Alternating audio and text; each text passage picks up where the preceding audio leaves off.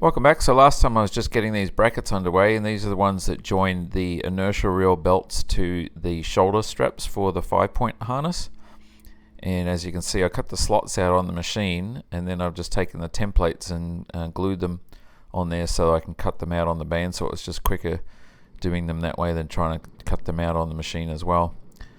So anyway, here you can see I'm a little bit underway and just using my little bit of MDF board there as a tool to push the brackets there up against the bandsaw, so I keep all my fingers. And here's the results there, it all cleaned off and sanded off on the edges. And next up was creating some brackets now for the shoulder mounts for the rear seats, and we don't have inertial reels for the rear seats, we just don't have the room right now, so these are just hard brackets. And as you can see, cutting them out the same way as I did these other ones, just where I cut the one side, flip it over, cut the other side, and then actually use the bandsaw to cut them out. And here it is, and there's one of them cut out and the other one's still there ready to be cut out.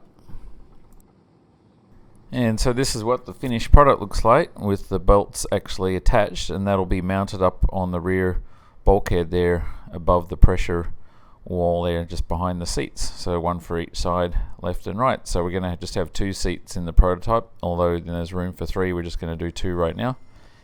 And here you can see Jeff's getting underway on laying up the last section of the lower cowling, and there's the indent there for where the vent door is going to be, and so he's just in the process of getting that underway. And so this one's a fairly straightforward layup. There's not really any core except a couple of extra build-ups around the edges just to add a little bit of extra structure, so it didn't take that long to do it. And as you can see here, they're laying down the perf film that allows the resin to come through, any excess resin to come through. And this is what it looks like when it's all bagged up. So after the perf film, there was some breather fabric went down, and then the bag and around the tacky tape there and under the vacuum, and away you go. So actually I think it only took them like not even an hour to lay that one up. And here's the mold for the rear seat mounts, and that's just been released and it's in the process of getting waxed up. Still needs to be trimmed around the edges, and actually I ordered the rear seats the other day, so they showed up, so they're just the same as the front seats, so they'll be ready to go in when we need them. And here I'm working on mounting the magnetic switches for the gear indication, to indicate when the gear is locked down and locked up. So this is one for on the nose gear, and I just created this little aluminum bracket there that can slide back and forth, and on matching to that is the actual magnet itself, and so that just is hard mounted there to that gear bracket. So when these over center mechanism comes together, that'll trigger the light to say that the gear is down and locked. And over to the door locks, I just knocked the edges or the sharp points off of these hooks so they will close better and not accidentally bang into the pins that they engage on. And these are those brackets that I created last time. These are the ones that hold the seat belts up against the roof, so that'll be mounted like that up against the roof, and the seat belt will sort of slide through that. And I just was waiting on a reamer there for the right size so I could put those through there 5/16 with a 1 thou oversize. So those washers will go on there, and I still got to go up to Brits on the lathe and just cut the little groove in there for the C-clip to hold those on, and then they're going to go to powder coat as well. And here Jeff and Devon are laying up this other bracket that sort of goes around the actual parachute and helps support the engine mount. And we laid up the previous one before, but this one was the one we redid to give more room for the parachute to sort of slot through there. And here it is already under the bag there. It didn't take Jeff too long to get that one laid up. So we're closing in on having all the different bits and pieces there around the engine compartment already all done and ready to be bonded into place. And as you may know, I wasn't that happy with the results of the ceramic coating in terms of the performance, so I decided I was going to wrap the exhaust there, and I got through wrapping all this one, and then Britt showed up and said, it's much better if you wet that stuff down before you wrap it. So anyway, I started again. And here's, you can see the Y pipe, I've done that, and there's the one that you just saw on the table, but that was actually wet, taken off, wet down, and then re-wrapped. And so I did the same thing on the other side as well. So there's 4 different pieces I did. I did the 2 exhaust manifolds there. There's the other one just getting ready to get started. And I did the Y pipe, and I also did the transition that goes between turbo 1 and turbo 2, and I didn't have enough material to actually do the exhaust pipe yet, but I'll probably buy some more for that. Anyway, so this is what that looks like. Just comes in a roll. I had 2 of those, and they came with the turbo blankets. And so I just soaked it in some water there for a little while, and then pulled it out and started wrapping. And so that's what the transition looks like between Turbo 1 and Turbo 2. And you can see I've got the turbo blanket there on the turbo, and so underneath there's the other Y, or the Y pipe, and still got to put the other header back on. And so there's the other header now finished and ready to go back on. So we'll see how this turns out. If this doesn't give us what we need, maybe I should just get turbo blankets for everything, because that turbo blankets seem to block the heat amazingly, but they're very thick. And while I was in the process of doing all this, I also modified one of the stainless steel gaskets that I had for the turbo mount, and created just the one that I needed that goes in between the little stack that we have there in the bottom of the actual first turbo main mount, and replaced the little Felpro gasket that I had. So hopefully that'll solve the issue of the gasket getting too compressed because of the weight of the turbo sitting on it, and hopefully that leak is now solved. And here's that part for the aft lower cowling, all now released from the mold. Still needs to be trimmed off, but it came out really nice. So that's the last part of the fuselage at the bottom there. Just kind of neat. Still have to do the upper cowling parts, but we're getting there.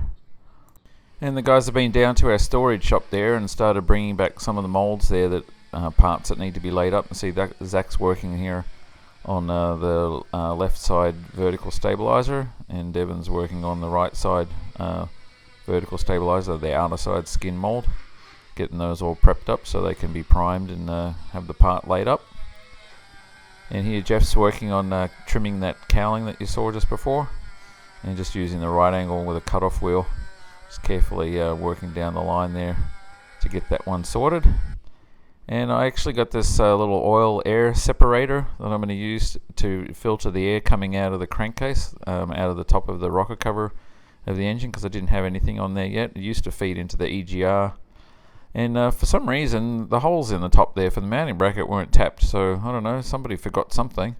So as usual, another job that you don't expect to have to do, but I had to tap those holes. It didn't take long, but anyway, got those done, and a little bit of messing around and a little bit of an adapter there. And so there's the outlet coming out the rocker cover, and just a little fuel hose there and running in there. Right now the air coming out of there is just venting straight to the air, and we'll see how much oil accumulates in there over time, and ultimately I can put a little drain on there to drain it back into the sump if it's necessary. Otherwise you could just empty it every now and then. Anyway, so this is what that cowling looks like now, mounted to the one that it mates to. That's going to be actually bonded to the fuselage soon enough. That has the baggage doors in it, so just tilting the camera you can get an idea what the lower back side of the aircraft is going to look like. And here's a couple of molds for the rudders, and they've been primed, ready to actually have the part laid up. So I believe those are the inner skins for both the rudders, and there's the outer ones there getting waxed up and ready to be laid up. And there's the ones that the guys are working on before. Those are the vertical stabilizers, so they've been primed now and they're ready to lay up. So, and next week we're going to have college guys coming in again, Keith and Jeremy, and the week after that we've got another guy who's going to come and help for a little while. So it's going to get busy in the shop, but we should make lots of progress with 3 extra guys on board. And there's that brace that Jeff laid up earlier, so that one just needs to be trimmed off, and that'll be ready to bond into place there in the rear fuselage. And here you can see Jeff is laying down or spraying down the primer on one of those rudder molds there, getting that one ready. So he's going to have like a whole bunch of parts there ready to lay up, or molds ready to lay up the parts next week. Okay, so the last remaining brackets we needed for the seat belts is some outer ones there to attach the outside lower seat belt to the seat. So here I just created these brackets, bit of 4130, and they'll bolt there to the actual seat mount, and then the seat belt will clip to that hole there, or actually bolt into that hole there. So you'll see that later on, and they're going to go off to powder coating with all the other brackets that you've seen over the last week. got a whole box full of little brackets that need to be powder coated now, so they'll make it to powder coating on Monday. And this is a bit difficult to see, but what happens here is Jeff has created a nice little indentation there for where the fuel vent is going to come through the aft bulkhead, and you'll see that later on. So moving on to the progress on the new reduction drive. So Mark's been getting a lot of stuff sort of finalized here, so let me go through it. So these are the journal bearings there, and they're all the right dimensions and stuff now that we have those in stock. And there's one of the thrust washers, and again, right dimensions on those because I actually have them sitting in a box in the office. And so he's got those slotted into the housing there now. And what's going on is basically we're going to have two separate oil feeds there. The first feed there is going to be the high pressure feed from the governor, and that will just run directly through a vent line there and come out the center there, so it can feed directly into the prop shaft, and then the residual will just leak by those black washers there. So there's a little bit of pressure release, which is what you need in order to relieve the pressure when you need that to happen. And then there'll be a second oil feed that comes in and just feeds the bearings, and that'll just be normal pressure, like the 60 psi pressure, and that'll come into this top gallery at the top here. And if you look carefully, you'll see there's some holes there, and they basically feed down. So one set of holes will feed down onto the journal bearings, the big wide ones, and then another set of holes will feed down onto the thrust washers, and then the oil that runs down from that will also run down into the lower gallery at the bottom there, and then feed back to the sump. So, and that's the thrust washer there that I'm just highlighting. And so ultimately the design's coming along nicely. There's still a few bit more things that need to be done. That's the return there, and there's the gallery at the bottom, or the return kind of sump at the bottom, and there's not a hole shown there yet, but ultimately there'll be a fitting coming out of there, and that'll feed back to the sump. So we don't have to worry about separating the pressure or having any restrictors or anything like that. We'll have 60 psi coming to the bearings. We'll have the 300 psi going to the prop.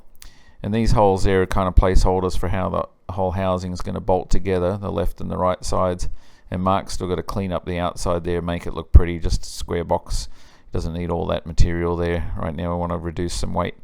And there at the ends, he still hasn't updated the latest on the seals, the shaft seals at the ends, but there's not too much more to do yet, and he's been a bit distracted because he had to work on the FEA for the new sprocket that we're doing and a few other different things. Okay, so Friday afternoon, finally after fixing that oil gasket on the turbo and also putting the thermal wrap on the hot side of the exhaust and putting the air oil separator on, it was time to run the engine and just see how things were going. So here it is, just warming up, and then I actually got some more slow-mo video here just to see how things are going with the belt. So I'll let you watch that just for a minute here. You can see how that's going.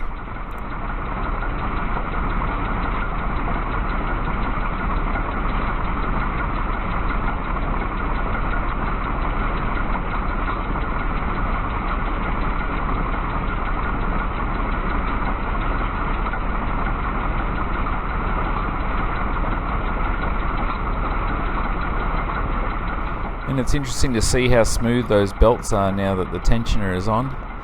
And those upper pulleys there have a little bit of a hop in them. I think that was the way that we machined them, because we machined out the actual holes in them, getting the guys across the highway to do it for us, and possibly they're not like right on center. But anyway, the new aluminum pulleys, when we get those, will probably make a big difference there in terms of how smooth that operates there.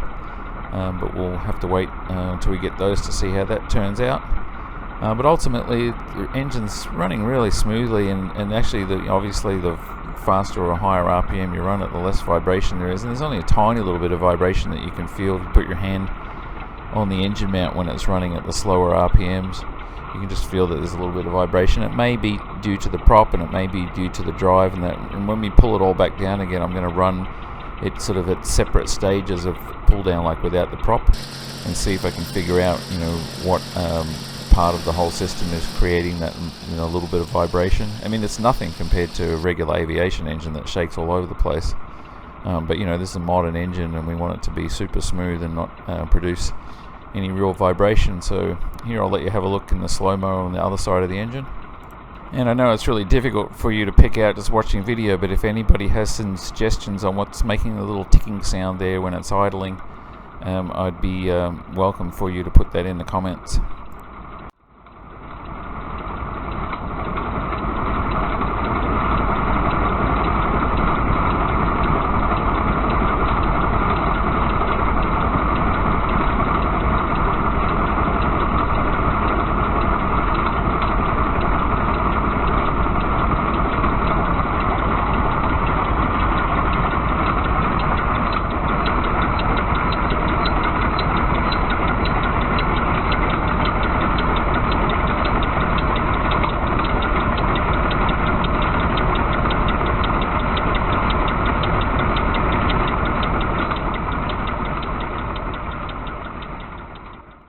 Yeah, and the slow-mo really exaggerates that sound. You can barely hear it in real life when it's running at normal speed. But anyway, I would like to find what that is and hopefully fix it. And if you're looking at my little safety wire job there on the tensioner, that's just temporary, just because I'm not sure exactly how much to tension that yet.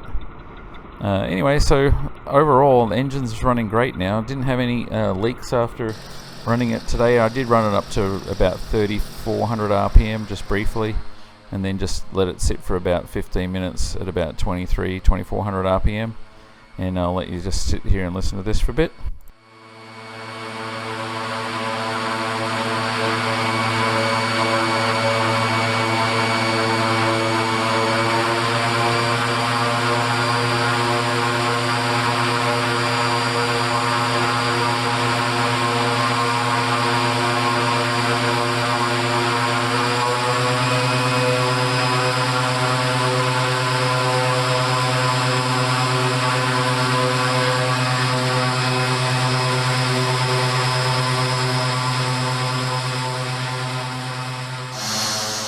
Okay, so just after I had run it up to pretty much full power and then I let it come back to about 2,300 RPM, this is what the infrared was looking like. So there you can see the thermal wrap there on the exhaust header on the right hand side of the engine. Still 450, 460 degrees there. So, I mean, you know, there's parts there that aren't covered up, but it doesn't seem to do that much. I think you need to put about 10 layers on there. So I'm not really that, you know, excited about either the ceramic or the thermal wrap at this point. As I said, I think some thermal blankets on the whole thing would be much better. But you know, I don't think you can buy thermal blankets, you know, that cover your whole exhaust. But anyway, we'll see what we do with all that. I've also got some other gold stuff that we can put on the carbon fiber to protect it from the heat, but maybe just the air running through there will be enough.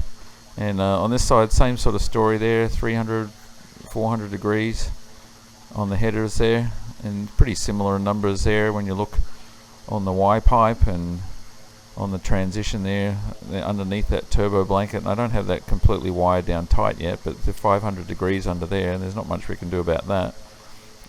Those are the ones that gets pretty much the hottest because of the compression, although there shouldn't be any compression happening in the hot side of the turbo. It's just spinning up the turbine. Anyway, 300 coming off of there, but you know, I guess some improvement there. Looking to the Y pipe, you can see there's lots of heat going on there, 440 degrees. So not that impressed with either the ceramic or the thermal wrap at this point. And finally, as it's cooling down, I'll show you what that air oil separator looks like. Nothing really that you can see in there per se. I did notice when I ran up to full power though, I was seeing what looks like some exhaust fumes coming out of there, of the exhaust there where the flex tubing is, and I wasn't sure if it was heat just sort of coming off of the wrap where it was getting really hot, or if the flex mount there is actually leaking. I'll have to look at that again next time. But anyway, so far so good with the engine. No oil leaks or no problems and stuff running it today, so I'm happy about that. So next week on to bigger and better things, and the guys coming in, and it's going to get all really busy now over the summer, so that's exciting. So that's your update for this week, and thanks again for watching, and tune in on Tuesday.